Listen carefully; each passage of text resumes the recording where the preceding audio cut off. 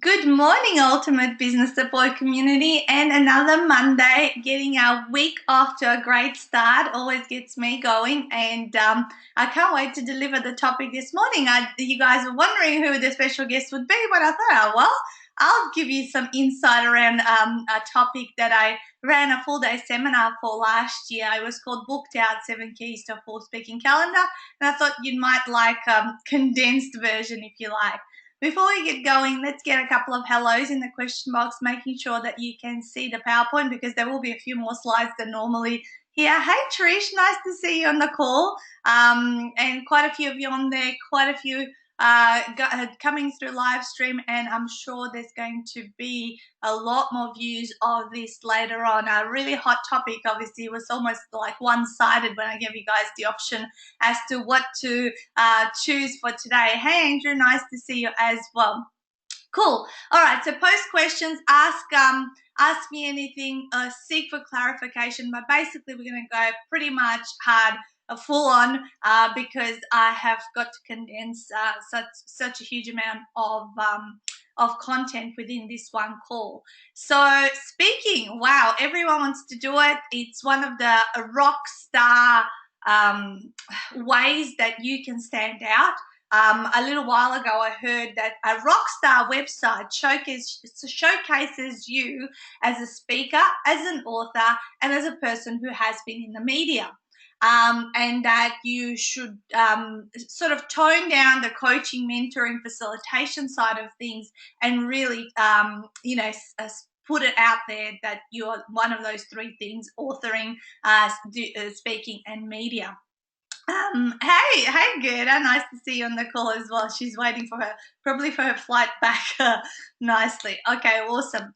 One of the things, and you guys know that I pretty much became an author within the first 12 months of starting out in business, which is what got me going, and that was my defining moment in my business. Thus, why I run the 48-hour author retreats.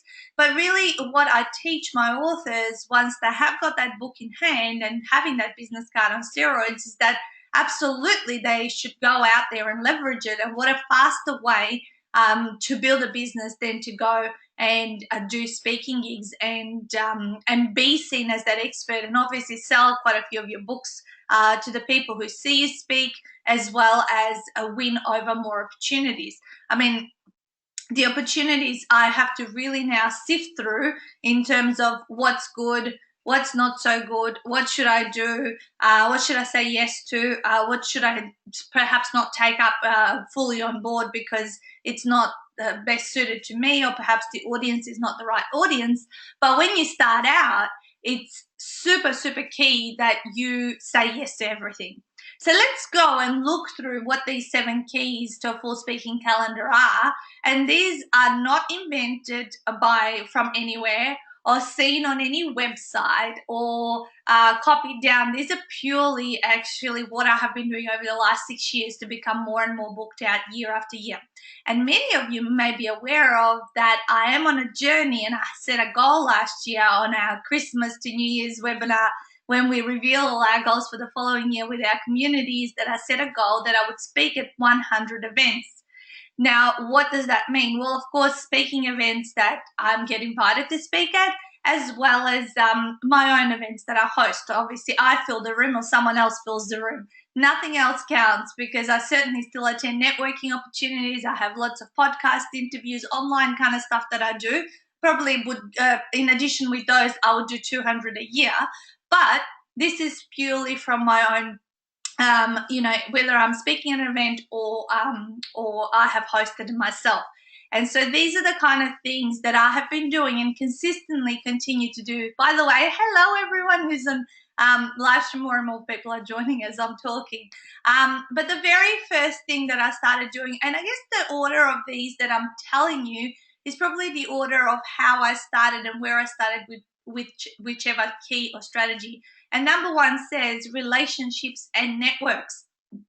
So you all know that my rule is to network twice a week. Nowadays, that happens more so in the terms of, hey, I'm speaking at a couple of events, and that's how I get my networking done.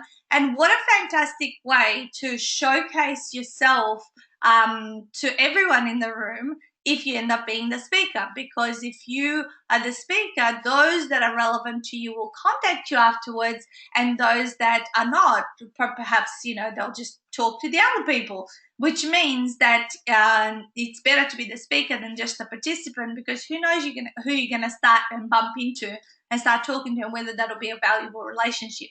So how do you do this? Well, how do you do that? Is you turn up, and turn up. In the early days, it sometimes took me anywhere between 12 to 18 months to earn the trust and build the relationship with the organizer, to earn the right to speak on their stage. The one that sticks out into my head is the Chamber of Commerce in Greensboro. It was a breakfast meeting that I used to go to, and it was like pretty much started going to it within my first month of business. And I turn up there I think it was the first Wednesday of the month, month after month after month after month.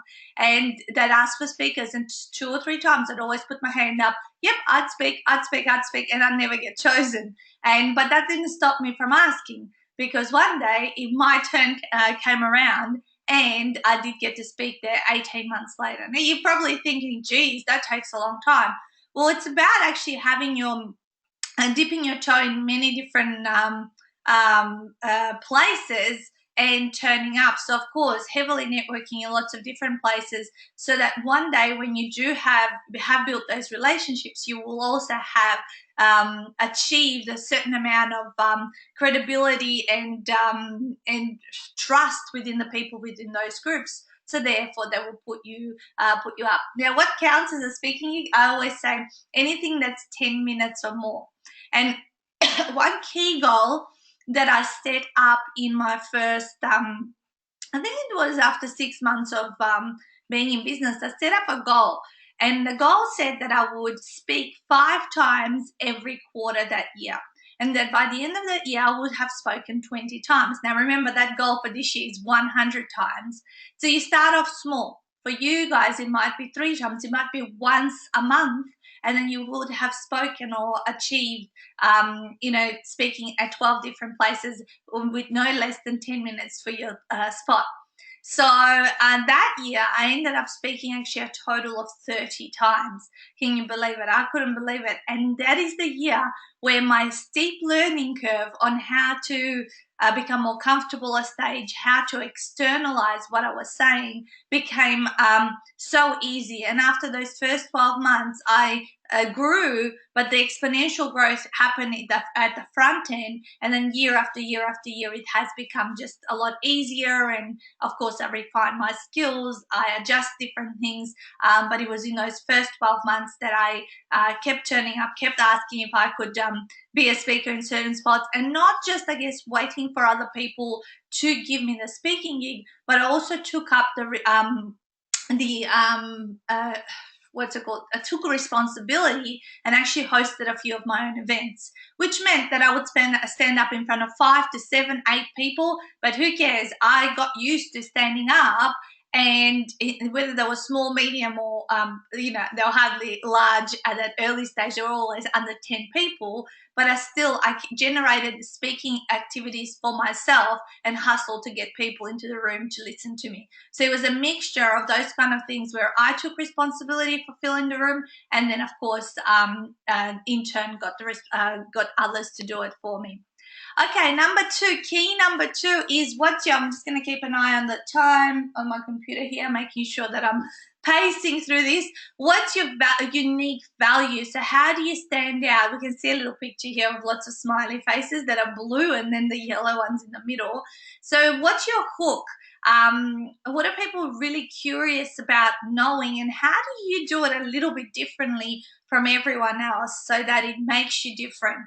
So really, this is the ultimate question that everyone asks. If I could just have that thing, that hook, for myself, it's turned out to be the ultimate 48-hour author. It gets people really curious, really interested to hearing what it is. But to arrive at that hook, you guys, it took nearly 4 years. Like this is now October this year. It'll be full 3 years that we've been doing that program. So the previous 3 years, though, or 3.5, I would say, because we're just over 6 years in business, I kept chopping and changing and finding what sat well with me. I used to do workshops on creating change, just something really generic, life coach style workshops, success workshops, weight loss, those lose the last 10 kilos, which was my first initial niche, if you like. So I didn't wait for my unique value to become obvious, to become so clear that then I would speak or then I would do workshops. What I did is at the front end, I did the workshops. At the front end, I did the speaking with whatever I could represent and give people. And hopefully they'd say, yes, you can have this and let's hear you speak. So the clarity and the unique value and the hook will come to you as you do more and more of these things. So I always say clarity comes with the doing. It doesn't come with the thinking. Okay, you don't think, and you get clarity. You do, and as you action it and you externalize what you stand for and what you're passionate about, then you come to see in your audiences who is responding. Are they sort of pupils dilated and really interested in what you're saying? Or are they sort of sitting back and you can see their body language and they're not really interested, or you can almost feel like the crickets, nothing's really really happening. So how do you find your unique value? You just have to keep putting it out there and keep putting propositions around what you need to speak, what you can offer as a speaker, and see if people are then saying to you 5 or 6 times no to certain topics, then change the topic and try something different. But always look at one key thing. And this is the key question to write down. Now, I've often shared this with my community, and that key question is, what do other people see in me that they want for themselves? What do other people see in me that they want for themselves is the key question to ask yourself, because it's other people are hiring us or they want us to speak on something that we have achieved. Right now, what we're doing right now is so many people ask me, how do you travel from all over the country? And we see you speaking at this spot and that spot, and you're running all these events and you're hosting all this sort of stuff. So what is it that you do to get all these people in the rooms or for people to say yes to you? So what are we doing right now? 7 keys to a full speaking calendar. What do other people see in me that they want for themselves is how to get a full speaking calendar, be booked out speaker. So that is why I'm delivering this topic and why it's such a hot and heavy topic, and so many people have come today to listen. So that's what you need to ask yourself, and then go, okay, so because even my weight loss niche, if you know my full story, I had discovered that I had lost those 10 kilos 5 years before I actually set up that niche. Okay, I'm just going to take a drink of water. Okay. Let's go. Number 3. I'm going, I knew this was going to be a scramble. Okay, speaker bio. Do you have a speaker bio? So many people, most of them don't have them. No one seems to, I didn't even hear from anyone about a speaker bio. I just thought to myself, okay, so if I'm going to go to someone and approach them to speak at their event, they would want to know, well, what do I speak on? What are the key outcomes that my audience is going to have if they saw me as a speaker? And what's a little bit about me? So I created a very, very simple A4 flyer, which people on GoToWebinar can see on their screen right now. That's got 2 sexy paragraphs, of course, paragraphs that are going to make me sound like a rock star, right? It's got my books plastered all over it. It's got my contact details, and it's got 3 key topics with sexy names, enticing. So, for example, mine on this particular older one were Author Your Way to Business Success, Mompreneur Secrets to a Profitable Business from Home, and Ultimate Expert Positioning Formula. And those 3 topics then had 3 sexy outcomes. So then if I was to approach someone, or I was out and about networking, and I sort of built a relationship with the organizer, this is something I can email to them, send them through Facebook, or have physically in my bag and show them what it could be. And then if they said, yeah, we'd love to have you, open up your diary and book it in right then and there. It's so, so key. So creating your own speaker bio you're making it easy for the organizer, because then they can grab all that information and use it for their promotional purposes. They don't have to send through every time, oh, send me this, and this. You've got one core templated thing that you can just send to different places wherever you're speaking. And then you can also approach organizers, because I can tell you, I have run my own event for 3.5 years, like the UBS. Well, obviously this is why we're here. We've got the Ultimate Business Support events in Melbourne, Sydney and Adelaide, but the Melbourne one I have run over 3 years. And not one of those speakers over the 3 years has ever handed me in a speaker bio, which would have been so easy, so simple. I've put out call outs for people to speak at the event, and it's like just they'll contact me, but they don't have something more formal. So create something that's more formal. It's going to make you stand out, and you're going to be one of those 1%ers. And something like this, people on Fiverr can do like for $5 to make it look all pretty and colourful. And to tell you the truth, the one that you see on the screen, sometimes I still use it to this day, even though it's been around for like 2.5 years. I need to update it. I've written more books since then as well, and I would put different pictures on it, and that's just another thing. But it still does the job. You know, it still has all my relevant details of what I'm an expert at. All right. If we go over a few minutes, guys, it's because I just want to deliver as much as possible on this call. Okay, so key number four is say yes to any opportunity and don't be precious to speak for free. Often I see people start out, or they go to certain courses that teach them to keep looking out for paid speaking gigs. And I certainly think absolutely we should be paid for our speaking, but I think also we need to do the training. We need to do the practicing. We certainly can monetize free speaking gigs in a huge way, and make us, they're invaluable. For someone to do the work and fill the room for you and have you there as a speaker, that in itself is a form of payment, right? Because to get people in the room and the relevant people and all that sort of stuff, it's really, really, it's one of the most challenging things. I mean, this is why Francesca and I wrote the book Bums on Seats. By the way, tonight at 8 p.m. we are running our webinar. And so make sure you turn up to that, and we're going to talk about bums on seats. So say yes to every single opportunity. I think once we get the practice and we earn the right to be a paid speaker, paid speaking will come to us. And there's many different avenues to start doing paid speaking. I'm not going to talk about those heaps today, because I know they're more sophisticated strategies, if you like.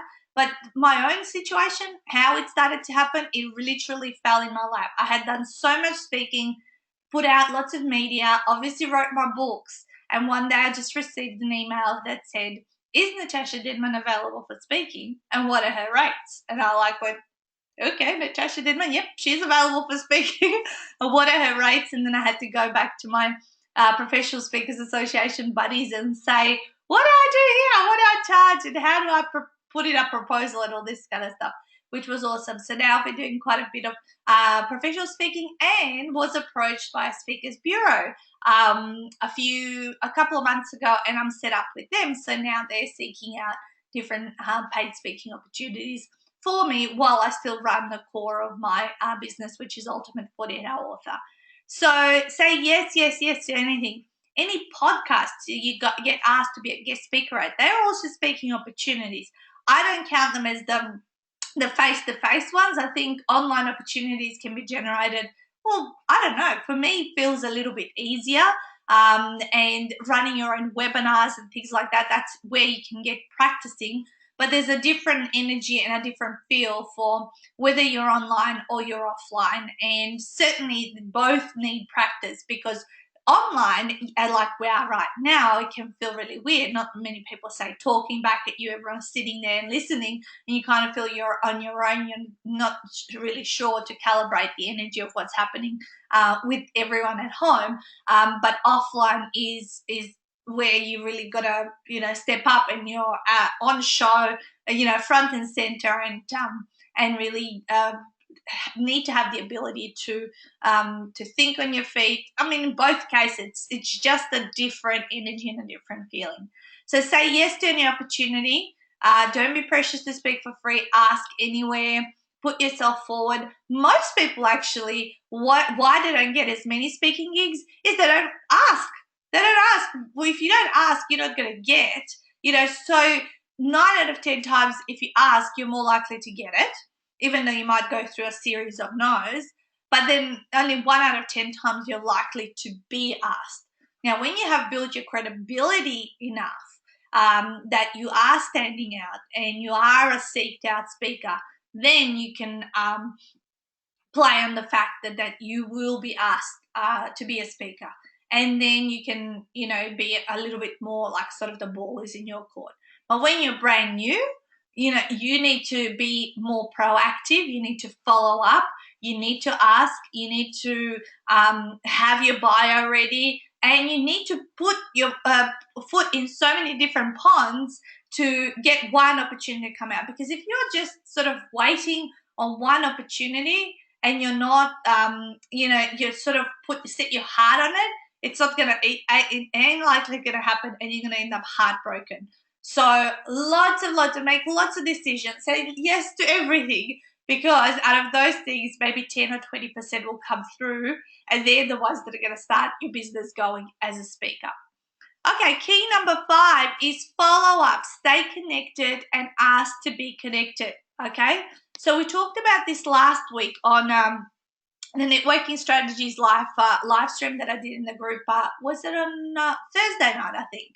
And that's the thing. If people have a call out for speakers, let's say that Chamber of Commerce where I used to go to, please email us. We're looking for some more speakers for next year.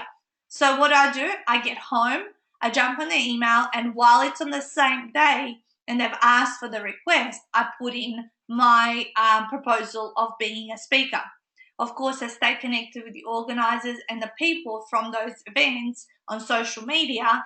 And also, what I do is that one organisers know other organisers, so they can connect you with someone else who perhaps is also looking for speakers. So when you get known that you're a great speaker, other people will have you there, because what is the organizer most interested in? Them looking absolutely amazing in front of their group. So you've got to be super professional. You've got to be timely. So if you want to get reinvited to certain events, you have to stick to your time. I use the Speaker Beeper app on my iPad, and that's what keeps me to time. And I take it there, and I don't wait other people to time me. I know exactly how much time I have. I'm very respectful of that, and I stick to it. I always make myself as discreet and non-high maintenance as I possibly can be to set my stage or to the tools that I need there. And then I leave everything, as I have found it, so that the organizer feels like they didn't have to worry about that part of the event, that they could just turn up and do their thing. And then, of course, you're going to get reinvited, because 6 and a bit years into business now, I have been reinvited to speak at the same events 4 or 5 times, almost, I would say, every year, if not every second year at certain events. And once you get that a repetition of gigs happening, then that's where your calendar is getting fully booked even before you've even started the year. I often sometimes will even say and put I'm willing to come, wherever you are, if you host an event for me, if you're anywhere in Australia, I will come, and as long as it fits with what else is happening on my calendar, but we can coordinate that and I can be there and speak for you. And that's one of my keys as well. So let me go through the last 2. So number 6 is actually leads me straight into what I was talking about, is pay for your own travel, own way for travel. So as I said, often at the end of year, about October-ish, November, I'll put out an opportunity for 3 people to have me in their city or town anywhere in Australia, as long as they host an event and they do the work around filling that particular event with a group of 15, 25 people. I will come to their town. Why? Because I cluster all my events. So if they tell me, okay, Nat, we want you to speak on the 22nd of March, 2017, I'll go, okay, well, and say maybe it's Adelaide or Perth. I'll go, okay, well then I'll set up my half-day event on the day before, or the day after, or 2 days after, and I'll look for other opportunities then.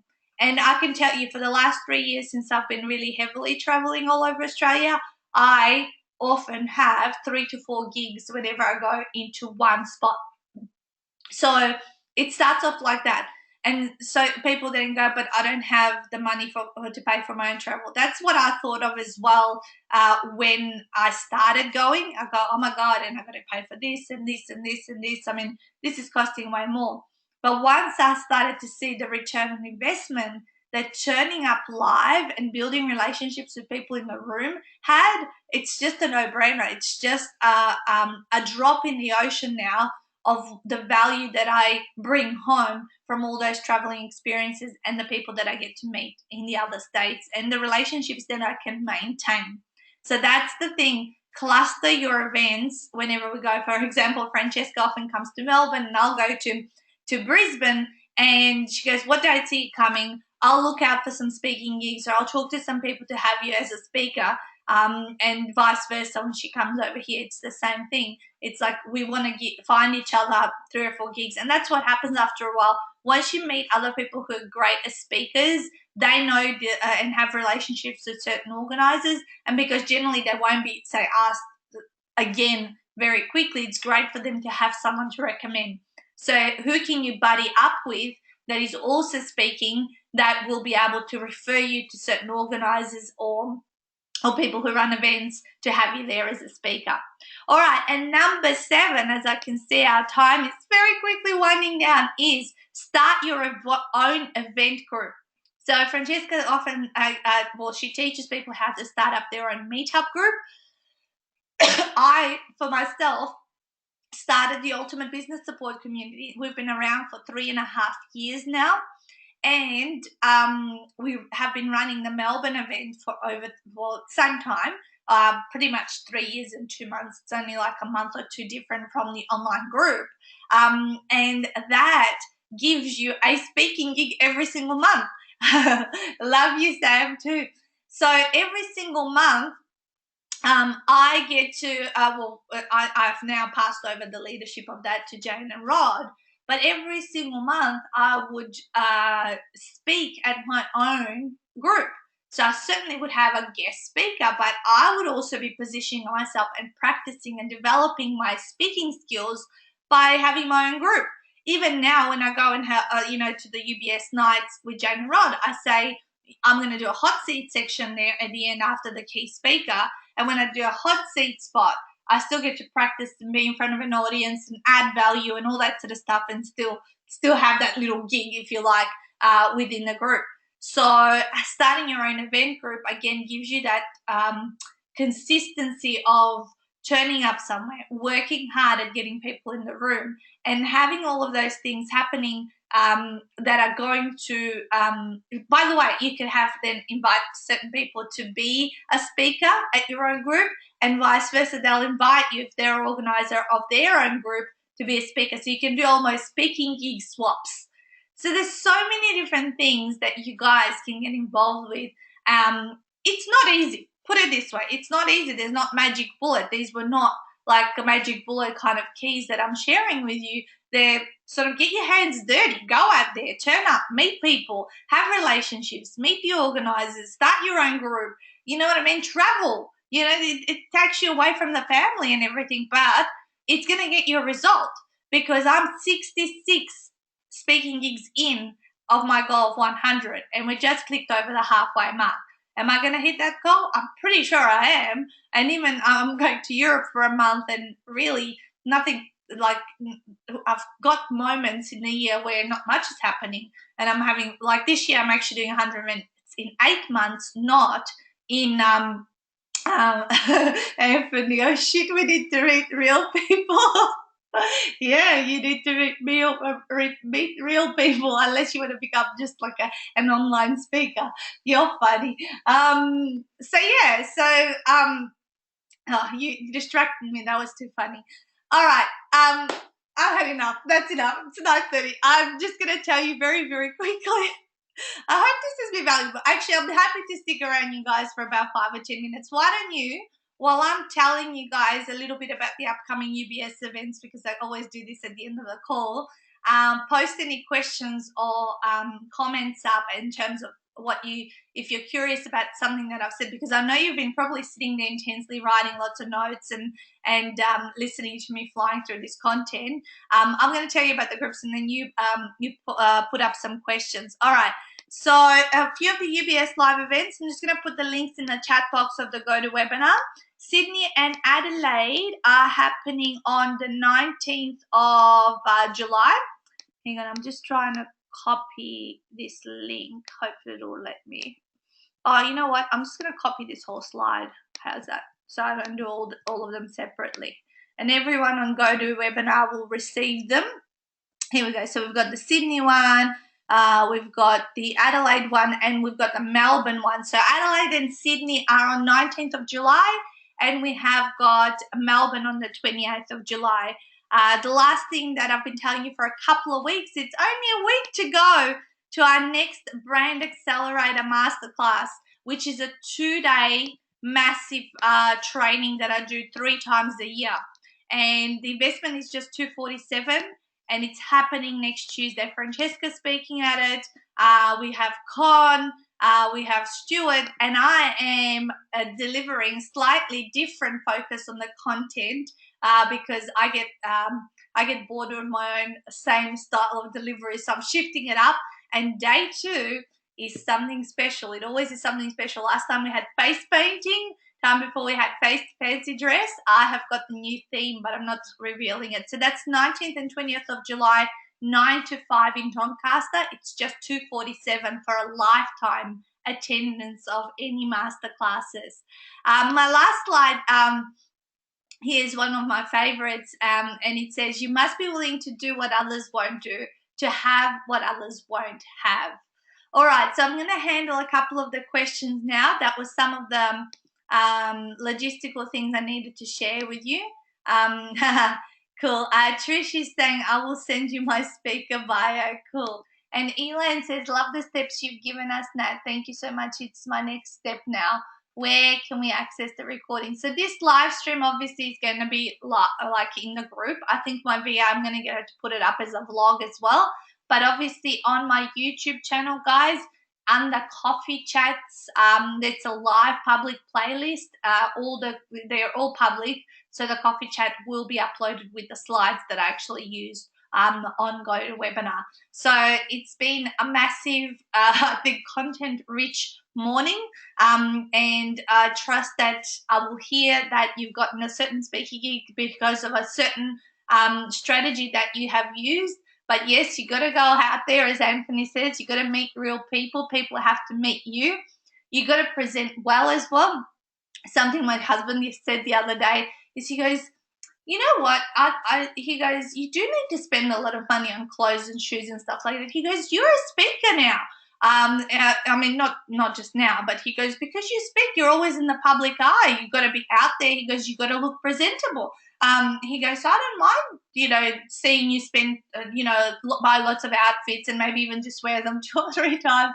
And that was the funniest thing I've ever heard. A man. Well, of course, he gets it. He gets it, and that's the beauty of it. So I guess being a speaker, those are the perks. The perks are that you do need to buy lots of new clothes, shoes, makeup, and all that kind of stuff, which we girls love.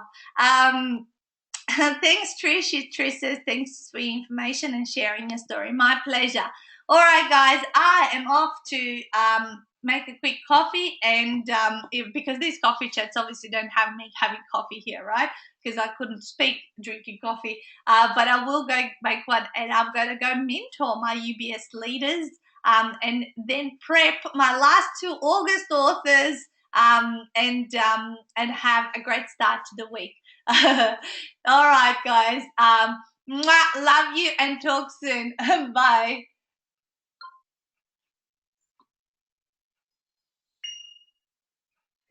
UBS, good morning and